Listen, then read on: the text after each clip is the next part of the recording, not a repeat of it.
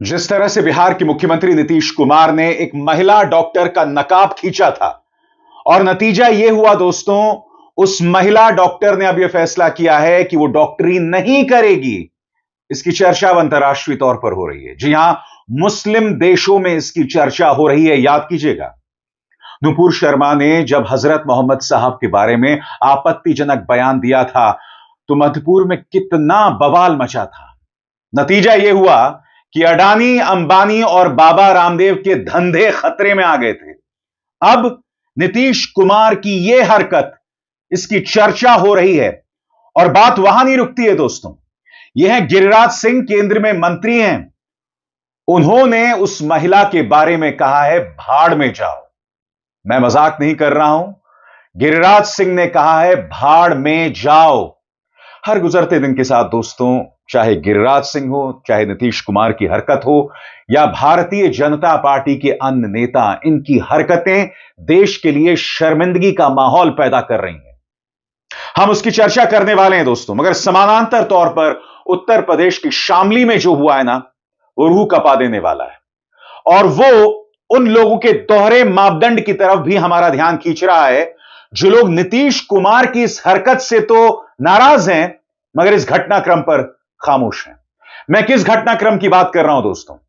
उत्तर प्रदेश के शामली में इस शख्स ने अपनी बीवी और अपनी 2 बेटियों को इसलिए मार दिया क्योंकि बीवी ने बुर्का नहीं पहना हुआ था। किस कदर वहशी आदमी होगा यह दोस्तों। बीवी ने बुर्का नहीं पहना हुआ था, इस व्यक्ति ने बीवी और अपनी दोनों बेटियों को मौत के घाट उतार दिया।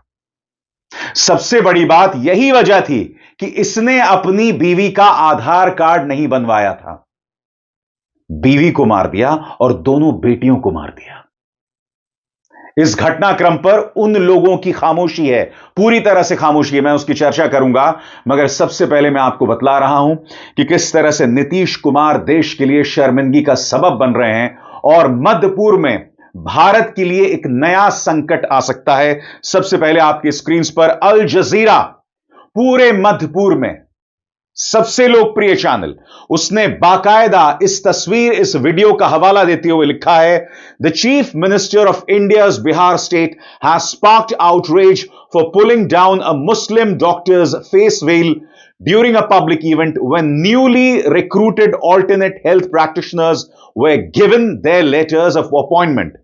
सरल शब्दों में कहा जाए, नीतीश कुमार ने जो किया वो निहायत ही शर्मनाक है, बहुत ही विवादास्पद था जो हरकत उन्होंने एक महिला डॉक्टर के साथ की। इसके अलावा आपके स्क्रीन पर अल अरबिया चैनल, जहां पर नीतीश कुमार की यह फोटो और उस वीडियो की एक छोटा सा ग्रैब, उसका एक स्क्रीनशॉट लिया गया है और यहां पर क्या कहा जा रहा है कि नीतीश कुमार ने उस डॉक्टर के चेहरे का नकाब हटाया, जिससे विवाद खड़ा हो गया। एक बॉलीवुड की एक्ट्रेस ने कहा है कि मुस्लिम औरतें जो हैं वो अपना चेहरा कवर करते हैं निकाब से, इस बात की इज्जत करो। और जिस बॉलीवुड एक्ट्रेस की बात की जा रही है वो है राखी सावंत। जी हां, राखी सावंत। आप जानते हैं, जब नीतीश कुमार ने हरकत की थी तो गोदी मीडिया की कई पापा की परियां मैदान में उतर आई थी, ये कहने के लिए कि नीतीश कुमार ने जो किया है वो सही किया है। मगर फिर राखी सावंत आती हैं। राखी सावंत ने कहा था कि चचा, अगर हम तुम्हारा कोई कपड़ा खींच लें बगैर तुम्हारी इजाजत के तो तुम्हें कैसा लगेगा? मुद्दा यह नहीं है कि उस लड़की ने नकाब पहना था या नहीं, मुद्दा यह है कि उसकी रजामंदी के बगैर आपने उसके कपड़े को खींचा, उसके नकाब को खींचा और वो अधिकार आपको नहीं है। सुनिए राखी सावंत क्या कह रही हैं, और राखी सावंत जो कह रही हैं वो हमारी गोदी मीडिया की पापा की परियों से कहीं ज्यादा समझदार बात उन्होंने कही है। सुना जाए। नीतीश जी, आपने ये क्या कर दिया? एक मुस्लिम औरत को आप अवार्ड दे रहे हैं, बुलाकर उसको सम्मानित कर रहे हैं, उसको इज्जत दे रहे हैं। आपको क्या थोड़ा भी नॉलेज नहीं है? 5 पैसे का भी आपको नॉलेज नहीं कि एक इस्लाम में एक औरत नकाब पहनकर जाती है। कुरान पाक में लिखा है उसके नकाब को, उसके अबाया को कोई हाथ नहीं लगा सकता। इतने दिग्गज नेता आप, सीएम, माननीय, मैं आपकी इज्जत करती हूं, प्यार करती हूं आपसे नीतीश जी, क्योंकि आप अच्छे नेता ही। आपने क्या कर दिया? एक औरत को, एक मुस्लिम औरत को आप उसका नकाब खींच रहे हैं। कितनी गलत बात है नीतीश जी ये। मैं आपकी इतनी पूजा करती हूं, आपको मैं इतना रिस्पेक्ट करती हूं,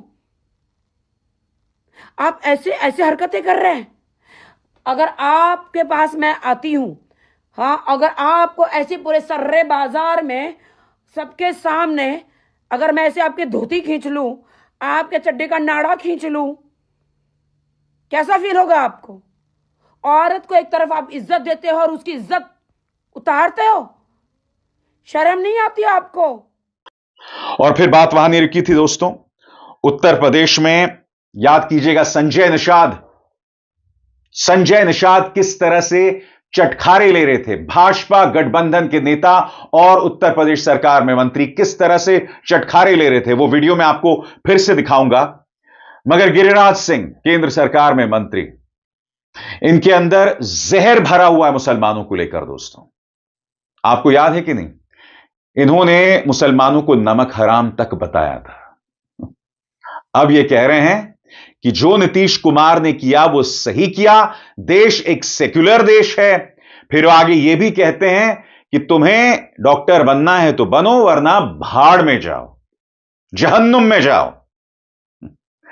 दो तीन चीजें यहां, भाषा देखिए साहब, जो बोलने वाले हैं सुनिएगा, और दूसरा गिरिराज सिंह आपके मुंह से सेक्युलर देश शब्द जो है ना वो शोभा नहीं देता। सेक्युलर देश अगर आप मानते तो आप इज्जत करते उसकी। आप अपने मुंह से अपने ही देश के नागरिकों के बारे में इतना जहर नहीं उगलते, लिहाजा सेक्युलर शब्द का इस्तेमाल कृपया ना करें, यह आपको शोभा नहीं देता, समझे आप? सुनिए क्या कह रहे हैं गिरिराज सिंह। कुमार जी ने एक गार्जियन की हैसियत से, आप पासपोर्ट लेने जाती हो तो दिखाती हो कि नहीं? आप एयरपोर्ट पर जाते हैं तो दिखाते हैं कि नहीं? पाकिस्तान और इंग्लिस्तान की बात करते हैं। ये भारत है, भारत में कानून का राज चलेगा।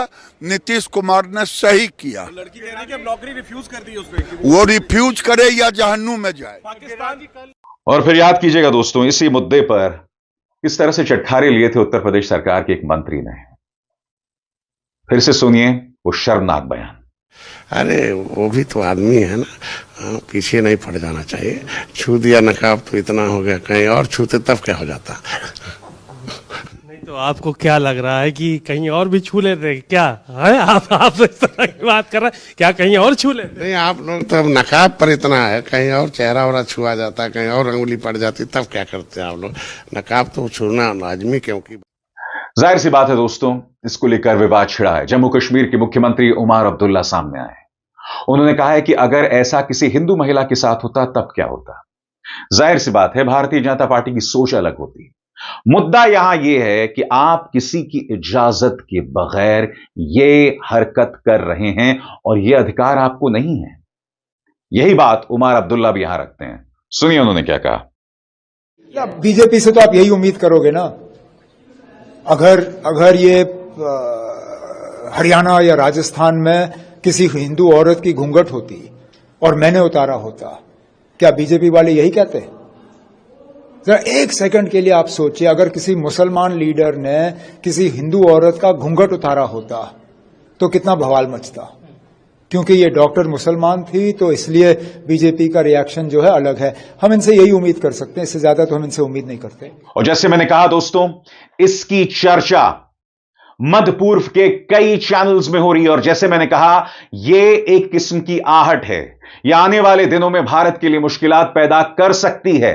भारत से लगातार इस तरह की खबरें आ रही हैं जहां हमारे नेता मुस्लिम विरोधी बयान देते हैं, विवादास्पद बयान देते हैं और लगातार देते रहते हैं।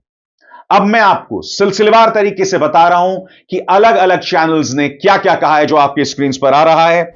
अल जजीरा की अरबी भाषा की वेबसाइट ने इस खबर को प्रमुखता से जगह दी है। अल जजीरा ने लिखा है, इस घटना ने भारत में मुसलमानों के खिलाफ व्याप्त नस्लवाद की बहस को फिर से सामने ला दिया है। हालांकि वे देश की आबादी का एक बहुत बड़ा हिस्सा हैं, फिर भी उन्हें कई स्तरों पर भेदभावपूर्ण व्यवहार का शिकार बनाया जाता है। मिडिल ईस्ट इवेंट्स नाम के एक मीडिया संस्थान ने भी एक्स पर नीतीश का वीडियो शेयर करते हुए पूरी घटना का जिक्र किया है। एक्स पर एक पोस्ट में मिडिल ईस्ट इवेंट्स ने लिखा, क्या आप जानते हैं कि भारत में करीब 22 करोड़ मुसलमान रहते हैं और वे देश की आबादी का 15% हिस्सा हैं। इस्लामी स्कॉलर और कतर यूनिवर्सिटी में प्रोफेसर अली अल करादागी ने भी इस घटना पर अपना बयान दिया है, टिप्पणी की है। उन्होंने एक्स पर लिखा है, मैं इस घटना को गरिमा पर आक्रमण के रूप में देखता हूं।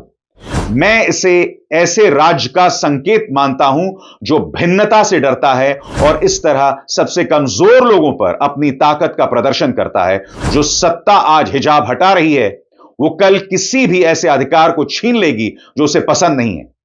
इसके अलावा दोस्तों, पाकिस्तान को भी मौका मिल गया है इस पर टिप्पणी करने का।